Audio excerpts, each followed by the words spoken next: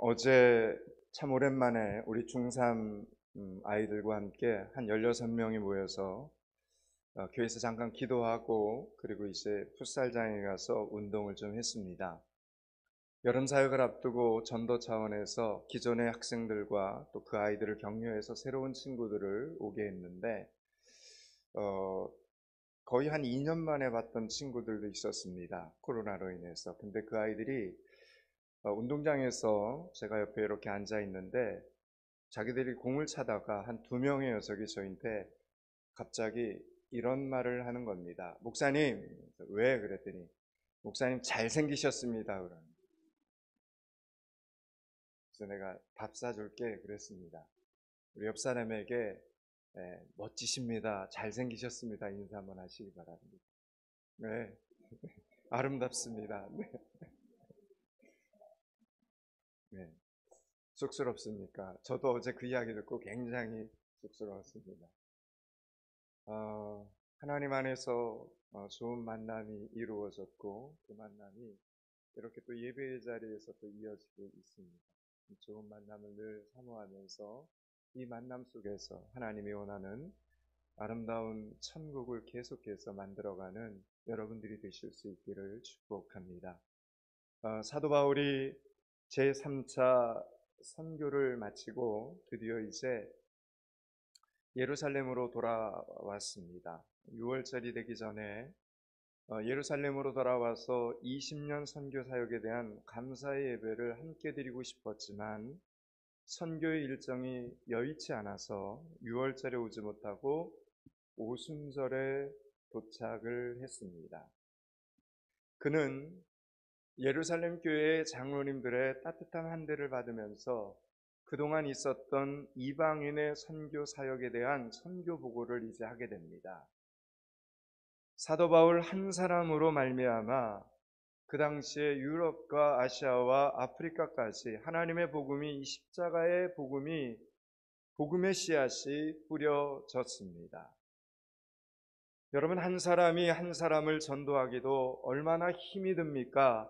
그런데 사도 바울은 도시와 도시를 넘어, 나라와 나라를 넘어 대륙과 대륙으로 복음을 전하고 하나님의 교회를 세우고 하나님의 사역자들을 양성했습니다. 실로 놀라운 엄청난 선교 사역의 열매를 맺었습니다.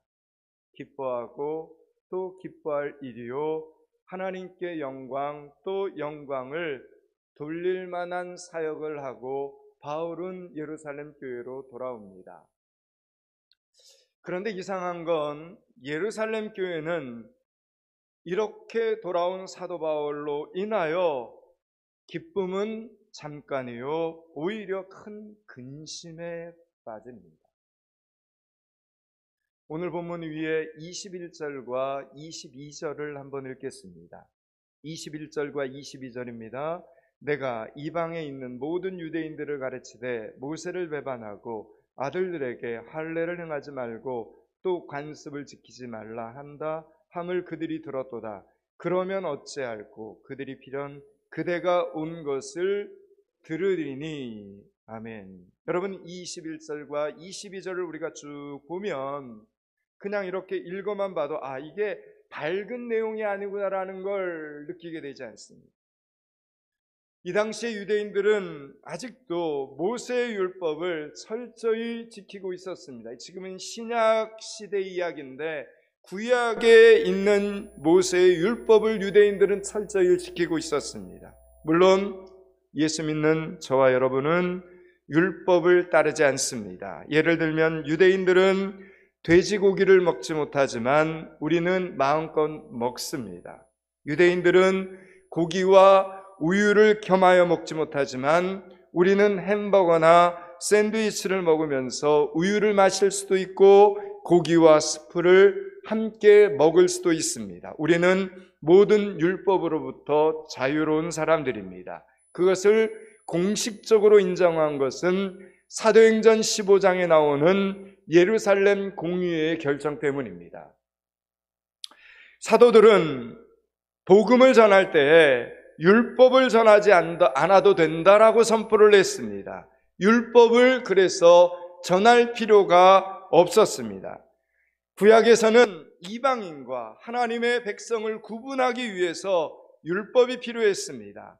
할 수 있는 일과 할 수 없는 일, 먹어도 되는 것과 먹을 수 없는 것을 구분함으로 그 당시에는 하나님의 백성인가 아닌가를 율법으로 구분을 했습니다. 그러나 오늘 예수 그리스도를 믿는 사람들은 더 이상 그런 율법으로 하나님의 백성인가를 인정받지 않습니다. 오직 내 안에 예수 그리스도의 영이 있는가 없는가로 하나님의 자녀인가 아닌가가 구분이 됩니다. 여러분 안에 성령님이 계시면 여러분은 누구입니까? 누가 뭐래도 여러분은 하나님의 자녀입니다. 그런데 유대인들은 바로 이 사실로 인하여 분을 냈습니다. 분노했습니다. 같은 유대의 핏줄을 가진 사도 바울이 유대인의 율법을 깨고 있었습니다. 유대인으로서 율법을 지키지 않는 것만으로도 이 당시에 충분히 사형에 처할 죄인데 바울이 다른 사람들에게 하나님을 믿되 율법을 지키지 않아도 된다 이렇게 종용하고 있었으니 그는 죽어 마땅한 죄인이었습니다. 그 사도 바울이 지금 예루살렘으로 온 겁니다. 분명히 그들이 가만히 있지 않을 것이 불보듯 훤한 상황이었습니다. 예루살렘 교회는 이 불안함을 지금 느낀 겁니다. 엄청난 위험이 닥칠 것을 느꼈지만 어찌할 바를 모르고 있습니다. 20년 만에 돌아와서 보는 예루살렘 교회는 이렇게 변해 있었습니다. 제가 왜 이 말씀을 드립니까? 여러분 사도행전 우리는 지금 21장을 보고 있습니다. 그런데 사도행전 2장에 보면 여러분 사도행전 2장에 어떤 일이 벌어집니까? 예루살렘 교회 초대교회에 성령이 불같이 임합니다. 그리고 하루에 3,000명이 회개해야 합니다. 여러분 그렇게 성령이 불같이 임하고 하루에 3,000명이 회개하던 그 능력 있는 초대교회의 모습은 지금 온데간데 없었습니다. 예수님을 십자가에 못 박았던 바로 그 대제사장들과 공의 앞에서도 내가 하나님 앞에서 하나님을 두려워하랴 사람을 두려워하라 이렇게 대답하던 그 용기와 결단력도 사라졌습니다. 베드로가 감옥에서 무사히 풀려나기를 원하면서 온 성도들이 밤을 새워 기도하던 그 열정과 간절함과 하나됨도 없었습니다. 사도행전 2장에 나오는 오순절과 오늘 본문에 나오는 오순절이라는 절기는 똑같았지만 믿음의 모습은 확연히 달랐습니다. 이것은 마치 요한계시록에서 말씀하시는 하나님의 촛대가 지금 다른 곳으로 옮겨진 모습입니다. 여러분 예루살렘 교회는 선교가 중요한 것도 알고 선교사를 따뜻하게 환대할 줄도 알았지만 문제 앞에서 걱정하고 두려웠습니다. 세상의 힘을 무서워하기 시작을 했고 자신들의 입장을 자신들의 환경을 걱정하기 시작을 합니다. 무슨 말입니까? 기도의 능력, 성령의 능력을 다 잃어버렸다라는 것입니다. 사도행전 2장에서 경험했던 그 기도의 능력, 성령의 역사를 다 빼앗기고 말았습니다. 교회가 변해버렸습니다. 그러면 여러분 세상이 변한 것입니까? 하나님이 변한 것입니까? 사람들이 변한 것입니까? 여러분 세상은 변하지 않았습니다. 하나님도 변하지 않았습니다.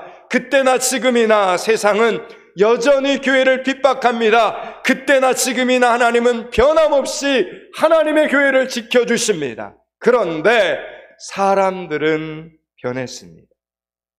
사람들의 믿음이 떨어진 것입니다. 내 믿음이 나도 모르는 사이에 변한 것입니다. 예수 믿는 기쁨, 오늘 본문의 제목처럼 빼앗겨버린 것입니다. 빼앗기지 말아야 되는데 복음의 능력 다 빼앗겨버리고 말았습니다.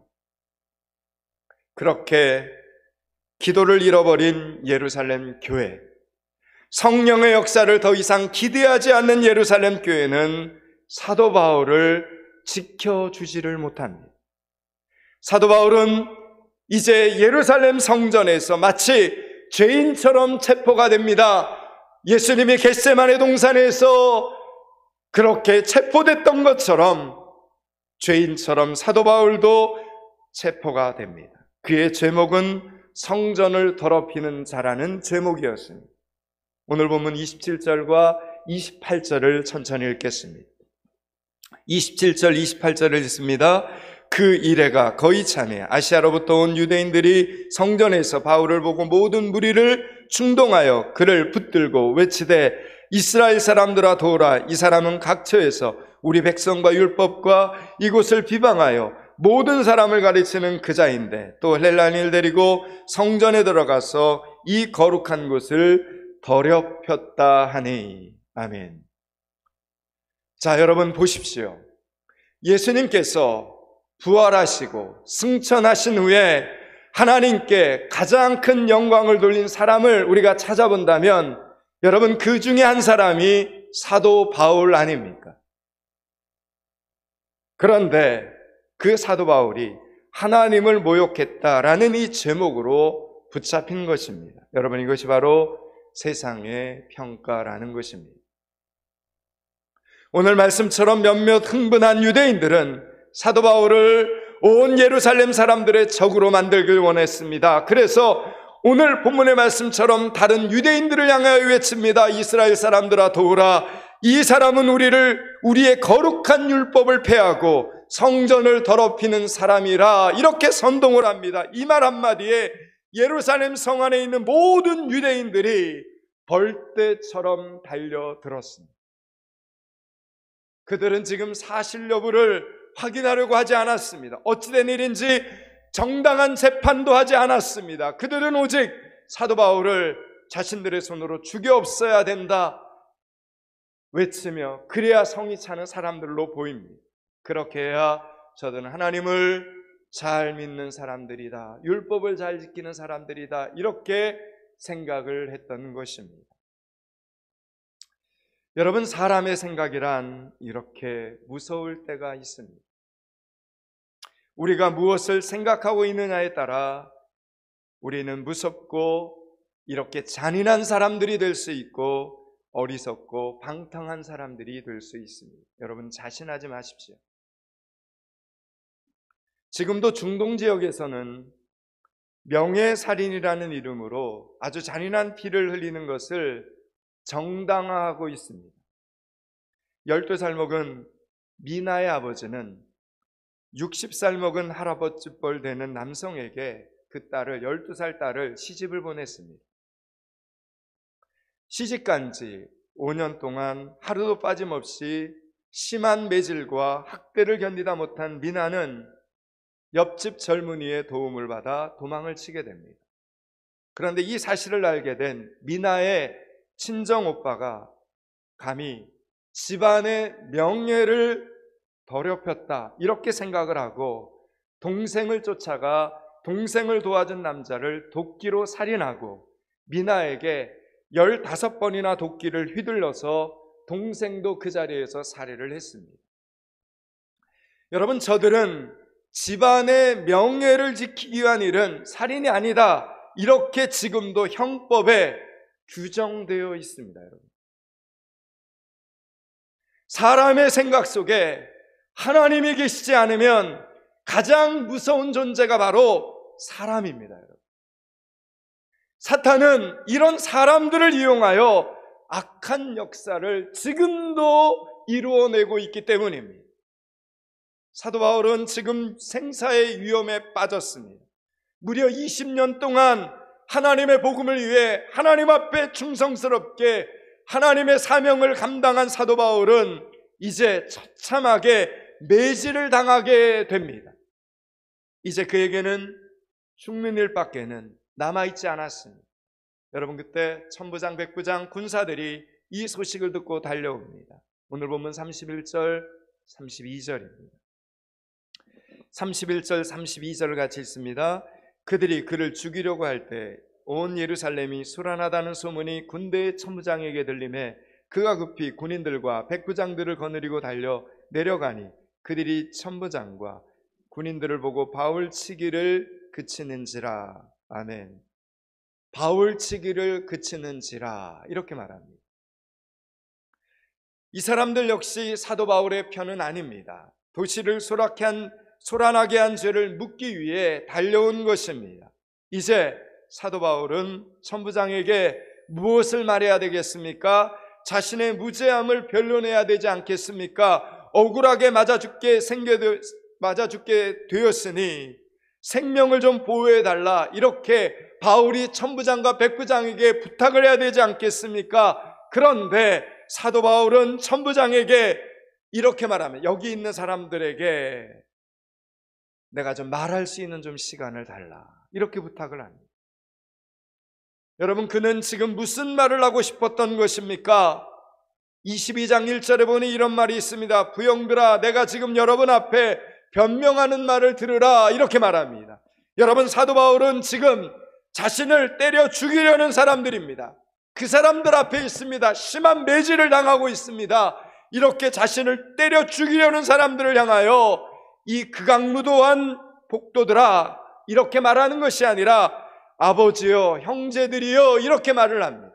그리고는 자신이 어떻게 예수님을 믿게 되었는가를 말합니다. 자신도 전에는 예수님을 믿고 율법을 지키지 않는 사람들을 죽이려고 쫓아다녔던 사람이다라고 말을 합니다. 그런데 살아계신 예수님을 만났다고 말을 합니다. 그 예수님께서 자신을 복음 증거하는 사람으로, 복음의 전도자로 자신을 만들어 주었다라고 말을 합니다. 여러분, 지금 절체절명의 이 순간 가운데 사도 바울은 그럼에도 불구하고 그런 자리에서 하나님의 복음을 증거하고 있는 것입니다. 우리 생각으로는 다 죽게 된 이 상황에 빨리 안전한 곳으로 피하여 치료를 받는 것이 최선의 선택일 것 같습니다. 그런데 사도 바울의 생각으로는 오히려 지금 이때를 하나님의 복음을 증거할 기회로 여겼던 것입니다. 이렇게 죽도록 매를 맞아서 겨우 말할 기회를 얻었다면 이 시간이야말로 한 번 더 하나님의 복음을 증거할 절호의 찬스다라고 바울은 생각한 것입니다. 여러분, 이런 사도 바울의 이 복음 전함을 누가 감히 막을 수 있겠습니까? 사도 바울이 예수 그리스도를 믿고 난 후 절대로 빼앗기지 않는 것이 두 가지가 있었습니다. 그는 어떤 상황 속에서도, 어떤 사람들을 만나도, 어떤 고난 앞에서도 바울은 예수 그리스도를 개인의 구조로 영접하고 예수를 믿고 거듭난 뒤에 그는 언제 어떤 상황 속에서 어떤 사람들을 만나도 절대로 빼앗기지 않았던 두 가지가 있었는데, 여러분, 그것은 바로 복음과 기쁨이었습니다. 사도 바울도 사람인지라 울기도 했습니다. 그러나 그것은 오직 에베소 교회 성도들을 위한 중보의 눈물이었고 믿음의 아들이었던 디모데를 위한 눈물이었지, 아프다고 울고 힘들다고 그는 울지 않았습니다. 그 어떤 것도 사도 바울의 기쁨을 빼앗아갈 수 없었습니다. 그는 오히려 감옥에서조차 감옥 밖에 있는 성도들을 위로할 정도였습니다. 여러분, 사탄은 폭도들을 시켜, 오늘 말씀을 보니까 폭도들을 시켜 사도 바울을 죽이고 그의 입술을 다물게 하고 싶었지만 사도 바울은 결코 복음을 빼앗기지 않았습니다. 맞아도 빼앗기지 않았습니다. 오해를 받아도, 매질을 당해도, 뱀에 물리고 병에 걸리고 감옥에 갇혀도 그는 하나님의 복음을 빼앗기지 않았습니다. 여러분, 사도 바울에게 이 복음은 도대체 무엇입니까? 복음은 예수 그리스도이십니다. 복음 안에는 온갖 보화와 그리고 온갖 능력이 가득 담겨 있습니다. 여러분, 그 이유는 복음이 곧 예수 그리스도이시기 때문입니다.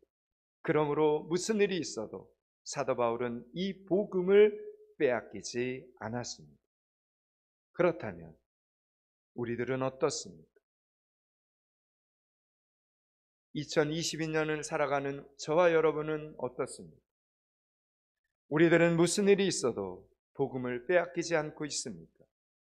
우리는 무슨 일이 있어도 기쁨을 빼앗기지 않고 있습니까? 아니면 너무 자주 빼앗기고 있습니까? 기억하십시오. 기쁨은 그리스도인들의 표시입니다. 만약 우리가 우연히 길을 가다가 가장 기쁜, 가장 행복한 얼굴을 하고 있는 사람을 만나 물어보면 여러분, 그 사람이 바로 예수 믿는 사람이어야 합니다.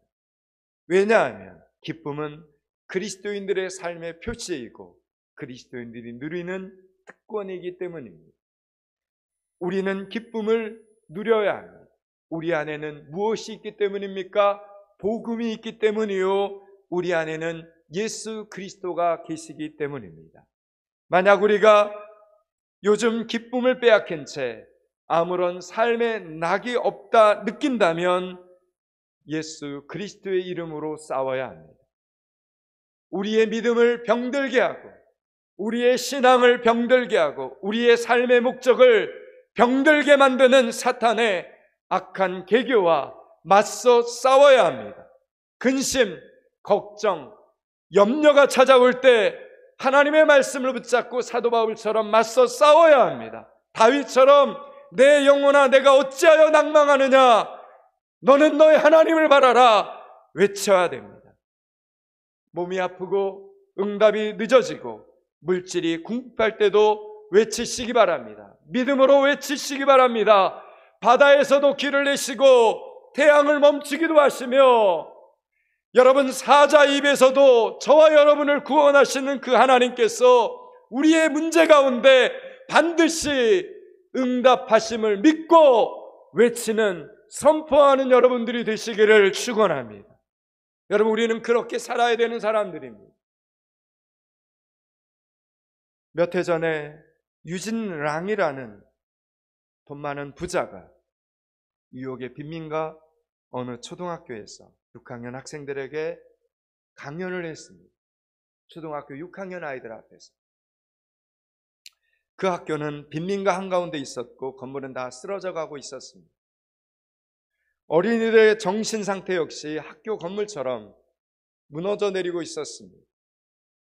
시 당국은 그 학교를 졸업한 어린이들 대부분이 3년 이내에 조직폭력단에 들어가거나 마약을 팔거나 매춘부가 되어 교도소에 들어간다는 실태 보고서를 내놓았습니다. 그 지역의 아이들 가운데 상당수가 이래저래 안 좋은 이유로 20살 이전에 죽었습니다. 만약 이 역사가 되풀이 된다면 현재 6학년 아이들 역시 그들의 언니, 오빠, 형들의 전철을 밟아 어두운 인생을 살게 될 게 뻔했습니다. 유진 랑은 그 아이들을 바라보며 가슴이 무너져 내리는 것 같았습니다. 그래서 강연 시간에 그 아이들에게 이렇게 말했다고 합니다. 여러분은 어떤 일이 있어도 학교를 떠나지 마십시오. 학교에 남아 있기 바랍니다. 여러분 가운데 공부하기를 원하는 사람이 있다면 대학 졸업할 때까지 모든 학비 제가 다 책임지겠습니다. 이날 이 유진 랑의 강연을 들은 학생들 가운데 무려 90% 이상이 학교에 남았고 대학에 들어가게 되었다고 합니다. 그때 그 학생들 가운데 한 명이 이렇게 말을 합니다. 나는 무엇인가를 기다렸어요. 그리고 무엇인가가 나를 기다렸어요. 그건 바로 소중한 느낌이었습니다. 유진랑의 약속은 어린 학생들에게 소망을 심어주었습니다. 아, 나에게도 소망이 있구나. 나를 바라보는 사람, 나를 기대해주고 나를 소중히 여겨주고 나를 도와주는 사람이 나에게도 있구나. 이 소망이 어린 학생들의 가슴 속에 자리를 잡자 저들의 삶이 변하기 시작을 했던 것입니다. 유진랑은 그의 약속을 지켰습니다. 사랑하는 여러분, 사람인 유진랑도 약속을 지켰는데 신실하신 예수님께서 우리에게 약속하신 것을 어기겠습니까? 내가 너를 반드시 복주고 복주리. 내가 너를 반드시 복주고 복주겠다는 이 약속의 말씀을 믿으라는 이야기입니다.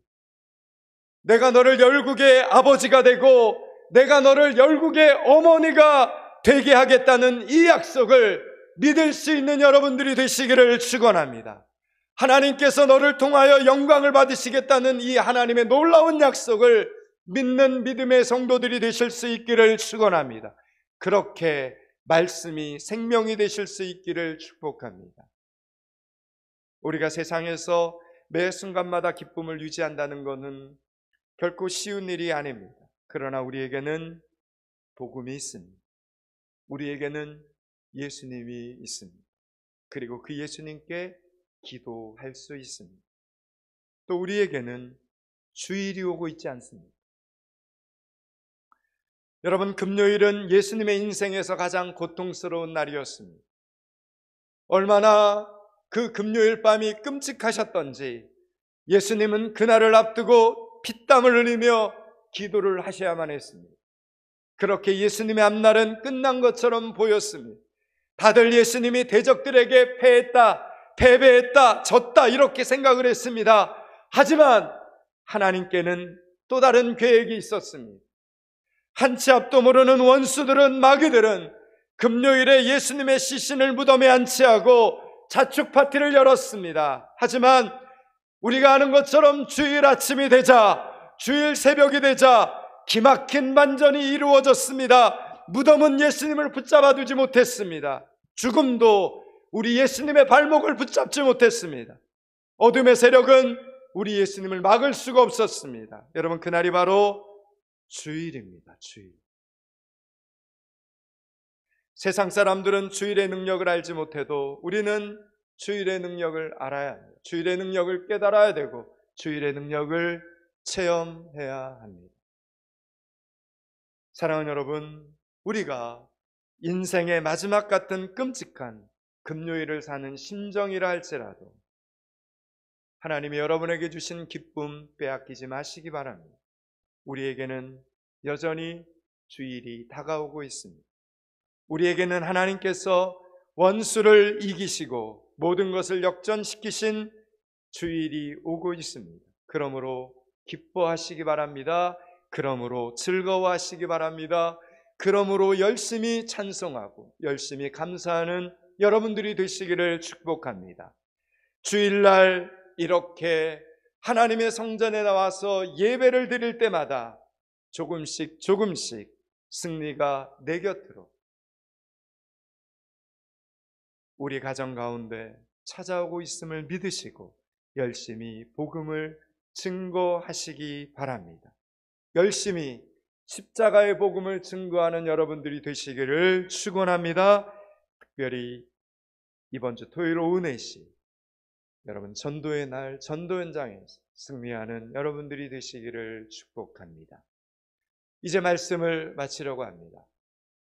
사랑하는 여러분, 하나님은 시작하신 일을 반드시 마무리하시는 하나님이심을 믿으시기 바랍니다. 그러므로 복음과 기쁨 이 두 가지를 빼앗기지 마시기 바랍니다. 감히 사탄은 우리 속에 있는 복음을 빼앗을 수 없습니다. 우리 안에 있는 기쁨을 빼앗을 수 없습니다. 우리 안에 있는 기쁨을 빼앗을 수 없음을 선포하시기 바랍니다. 우리 안에 있는 복음을 절대로 사단은 빼앗아갈 수 없음을 선포하시기 바랍니다. 오늘 본문의 제목처럼 외치시기 바랍니다. 빼앗아 봐라. 여러분 안에 있는 충만한 기쁨이 여러분의 삶 속에서 복음으로 피어나는 한 주간이 되실 수 있기를 주님의 이름으로 축원합니다. 기도하겠습니다. 하나님, 사도 바울 속에 있던 그 복음, 그 기쁨이 우리 속에도 심겨져 있음을 알게 해주셔서 감사합니다. 그동안 하나님께서 주신 이 복음의 능력을 알지 못한 채 너무 쉽게 실망하고 너무 쉽게 우울해하고 너무 쉽게 힘들어하고 포기해버렸다면 이 사실에 대하여 회개하고 다시 시작하게 하여 주시옵소서. 우리 속에 있는 십자가의 복음을 감추지 않게 하시고 어떤 상황 속에서도 기쁨을 빼앗기지 않게 하여 주시옵소서. 기쁨을 빼앗기지 않기 위해 기도할 때 우리의 기도가 더욱더 깊어지게 하여 주시옵소서. 복음을 전하기 위해 기도하고 전도할 때 복음이 전해지는 것을 경험하게 하여 주시옵소서. 예수 그리스도 이름을 받들어 기도드리옵나이다. 아멘.